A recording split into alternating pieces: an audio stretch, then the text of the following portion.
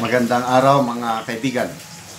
Pag-usapan natin yung pahayag ni VP Sara sa Isko Moreno rally sa Tondo the other night na sinabihan niya si Senator Amy Marcos na ma'am,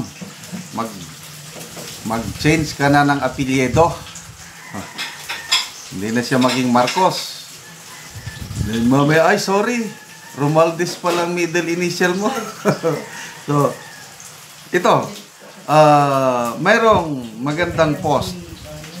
Isinare ni Mark Anthony Lopez, sabi niya, from a loyalist. Isinare niya ang napakagandang post ni Noel Marino Bas, loyalist from Tondo. Nakakaiyak.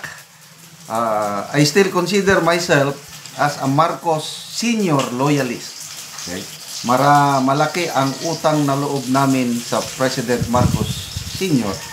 dahil hindi kami nakagraduate ng college, kaming mag-asawa, kung hindi dahil sa State College na pinatayo ng Marcos Sr. Scholar ng bayan kami noon. Kaya hindi namin makakalimutan yon. Forever Marcos Sr. loyalist. Marcos Jr. Sorry, wala na. Ito, an open letter for Inday Sara Duterte from a loyalist. Ang topic is tungkol sa pagpapalit ng surname. Hindi daw si Senator Amy ang dapat magpalit ng surname na Marcos. It should be Bongbong ang dapat tanggalin niya na yung kanyang apelyidong Marcos dahil hindi siya karapat-dapat. So basahin ko ha. I am a loyalist from the family of legit loyalists here in Tondo. We were one of those who were blessed with the land of the former First Lady Imelda Marcos. Yung bliss, siguro ito. Basta nabigyan sila ng lupa. I'm with my whole family who guarded Malacanang during the onslaught of the 1986 EDSA Revolution. And until now, we are keeping an eye on what is happening in the Marcos family.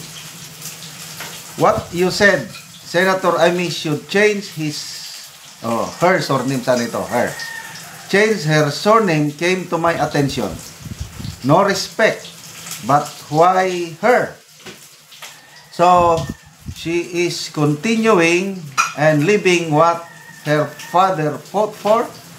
If there is anyone who should be ashamed of his name, it is Bongbong Marcos. This is him destroying the last name Marcos. He is the one who tarnishes the legacy of the brave Ferdinand Sr. I was one of those who cried when your medicine won the Unitin. Dream come true for loyalists like me to witness the so-called Marcos restoration or the re-rising of the surname Marcos from papacy.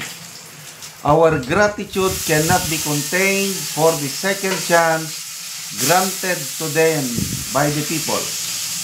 But what did Junior do? He took that trust for granted.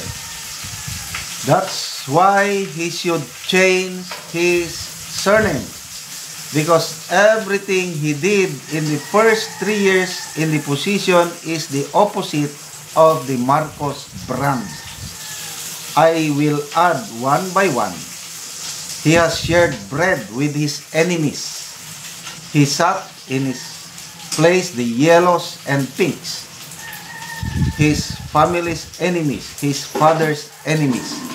That's what he understands in unity, to unite with the enemy. Well, that's not unity but being alone. This is not the Marcos brand because it is important to their family to be faithful, loyal to their family, loyal to their friends, loyal to the people. Agree ako dito. Itong mga yellow kakampik ang for 36 years sinira nila.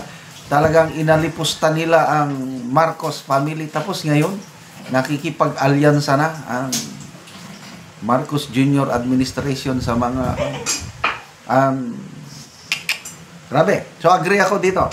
Second, So, inisa-isa niya na yung mga hindi magandang ginagawa ng Marcos Jr. Second, in the commemoration of the EDSA People Power in 2023, he sent flowers to the EDSA shrine and gave a speech in solidarity on such occasion that he seemed to forget the cruelty his family suffered in the midst of such rebellion. Manang, siguro si Manang Aimee, Manang condemned this immediately. 10 loyalists who do not recognize the fake riot.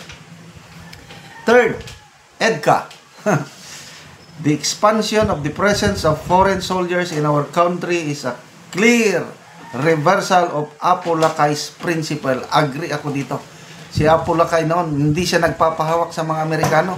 It was Apo Lakay who dictated on the Americans.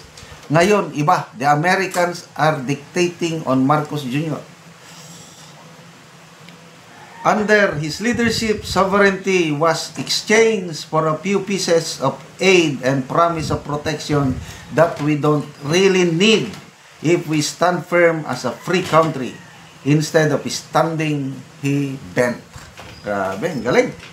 Fourth, the Maharlika Investment Fund, a project that is being forced even if the average Filipino does not feel the real benefit.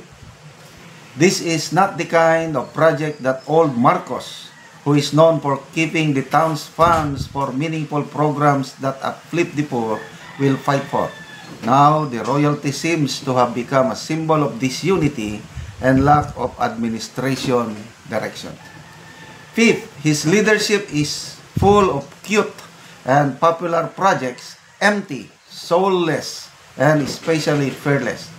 The new Philippines that he is promoting has nothing to do with the new society that his father promoted. I totally agree. The first is a superficial social media campaign. The second, an ideology attempted to promote by a leader with real conviction. Kaya hanggang ngayon, may bagong silang, may bago ng buhay, bagong bansa, ano ko pa yun? I can still sing it with conviction dahil naniniwala ako sa vision ng Marcos Sr. ng bagong lipunan. Ngayon, bagong Pilipinas, bagoong, mabaho, malansa. Itong, kwan ngayon. Okay.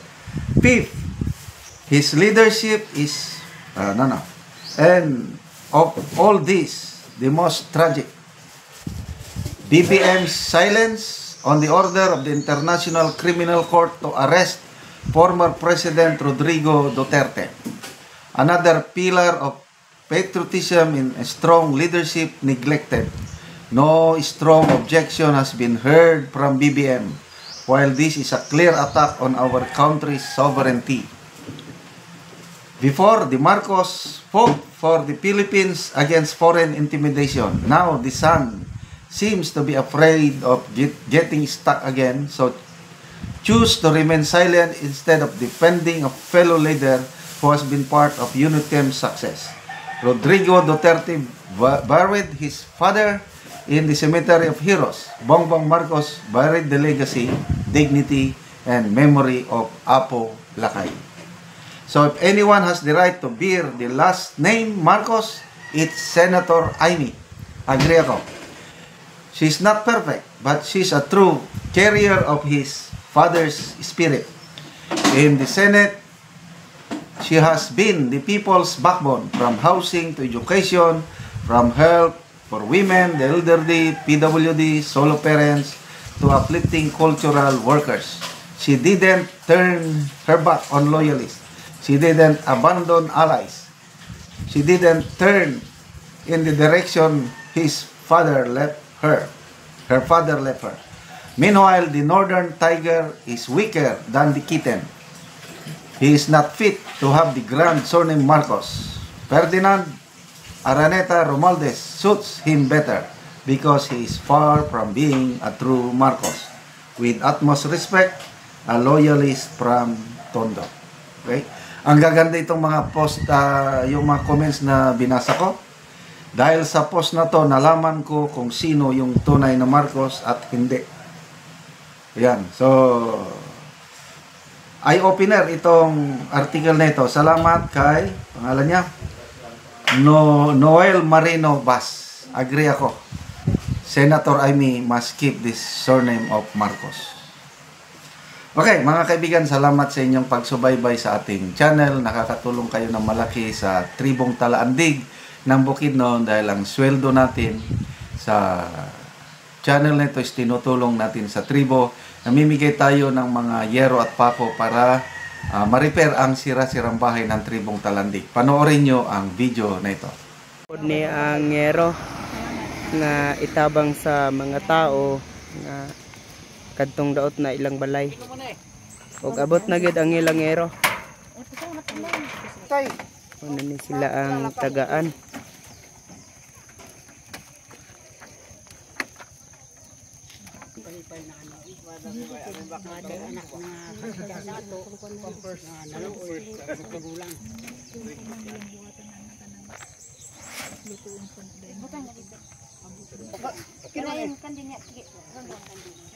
Ito wasaron kay para mabidyon ka. Salamat sa panalangin nga among madawat sa Ginoo. Labi na ang vlogger.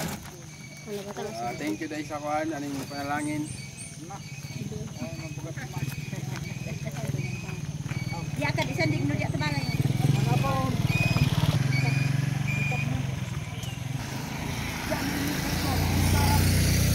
Dali mo yan. Mamuran si Mabil. Wala itay. Ganda to mo.